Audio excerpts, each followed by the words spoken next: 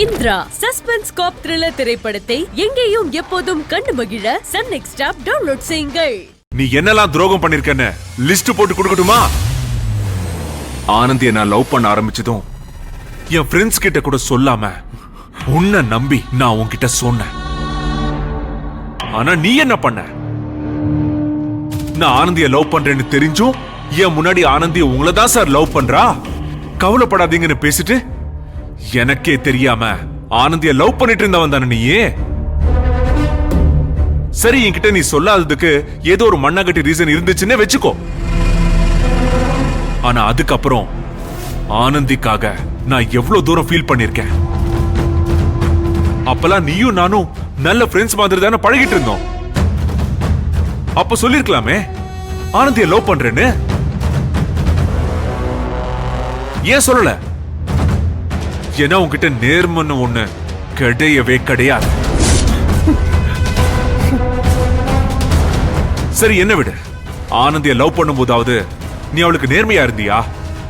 ஆனந்தி என்ன லவ் பண்ணாலோ இல்லையோ, நான் அவளை லவ் பண்றேன்னு உன் முகத்துக்கு நேரா தானடா சொன்ன. ஆனா நீ என்ன பண்ண? ஆனந்தி கிட்டயே முதல்ல அழகுங்கிற பேரு தானே பேச ஆரம்பிச்ச. நல்லவன் மாதிரி தியாகி மாதிரி எல்லாம் நடிச்சு அவளை ஏமாத்தி மனசுல இடம் பிடிச்ச துரோகிடா நீ. துரோகி. சரி, அத கூட விடு. ஆனந்தி ஆசைப்பட்டானுதான் நான் எல்லாத்தையும் விட்டுட்டு ஒதுங்கி அமைதியா இருந்தேன். ஆனா இப்போ அவளையும் ஏமாத்திருக்கியடா. அவளை ஏமாத்த உனக்கு எப்படிடா மனசு வந்துச்சு? இல்ல சார். மித்ரா அப்பவே சொன்னா உன்னை நம்ப வேண்டாம் நம்ப வேண்டாம். ஆனா நான் கேட்கல. இங்க பார், ஆனந்தியை நீ எப்படியோ பிளான் பண்ணி என்கிட்ட இருந்து பிரிச்சுட்ட. அது கூட ஆனந்திக்கு உன்னை பிடிச்சிருக்குங்கிற ஒரே ஒரு காரணத்துக்காக நான் மன்னிச்சிருவேன். ஆனா நீ ஏதோ தியாகி மாதிரியும் எந்த தப்பும் பண்ணாத மாதிரியும் ஆனந்திக்கு போனா போது ஒரு வாழ்க்கையை கொடுக்கற மாதிரி ஒன்னு கிரியேட் பண்ணியே. அது எதுக்குன்னு எனக்கு தெரியும். என்ன சார் தெரியும்? நாளைக்கு ஏதாவது ஒரு பிரச்சனைனா நான் போனா போதும் தான் வாழ்க்கையை கொடுத்தேன். எனக்கும் இந்த குழந்தைக்கும் சம்பந்தமே இல்ல. இப்போ எனக்கு இவ கூட செட் ஆகலன்னு அவளை கழட்டி விட்டுட்டு வேற வாழ்க்கையை தேடுவேன். அதுக்கு தானே? அப்படியெல்லாம் இல்ல சார். நீ தியாகி வேஷம் போடதான் ஆசைப்படுறனா போட்டுட்டு போ, அத பத்தி எனக்கு கவலை இல்லை. ஆனா ஆனந்திய தப்பானவளா காமிச்சு நீ நல்லவன் வேஷம் போட ட்ரை பண்ண, உன்னை என்ன பண்ணுவேன்னு எனக்கே தெரியாது. ஏய், ரெக்கார்ட் பண்றான்.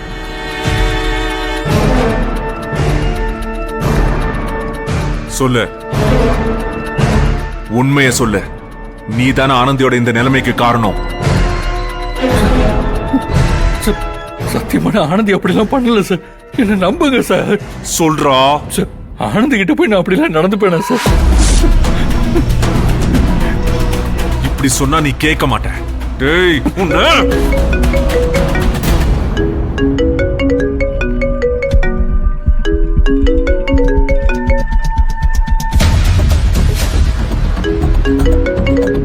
டேய் மகேஷ், இவன் வாய கட்டுறா.